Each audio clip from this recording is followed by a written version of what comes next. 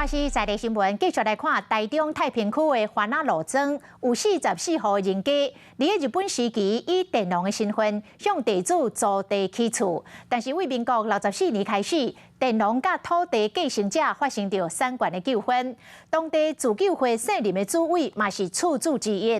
3年前拍官司拍输，红判就要拆厝还地。早起法务部的人员到场，强除执行着拆除，这个厝主歪红拆厝，联合其他的居民强硬来阻挡。大批的警察甲霹雳小组到场，甲人带出来，开始拆厝。居民点炮啊，甲10几个工人冻伫外口，阁有人提水管伫咧喷水。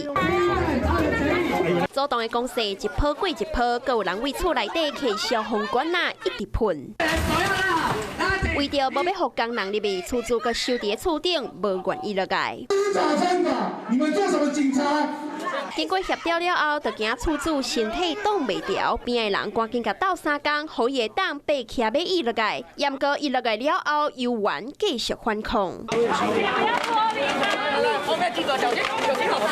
关键这时阵嘛伫咧厝内含伊沟通，毋过沟通无路用，真侪关键做伙出力将伊赶出去厝外。厝主哭哭喷，就是无愿意互强制送病院。伫咧现场情绪激战袂调，敢会当目睭金金，看到工人甲厝内底家具拢总搬出来。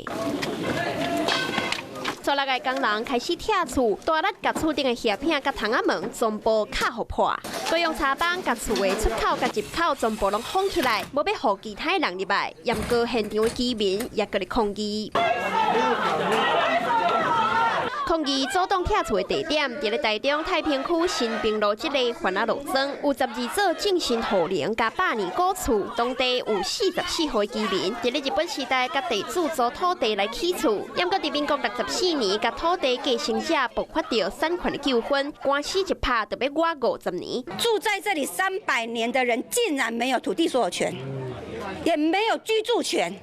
姓林的厝主是自救会主委，3年前拍输官司，红判拆厝还地。透早法院强制执行拆除，伊和当地居民拼性命的反抗，现场是一片混乱。毋过将其尾也是无法度反抗，法院强制来执行。法院的人员进行点到了后，会用柴棒来打墙围，这个单件商家己来拆掉。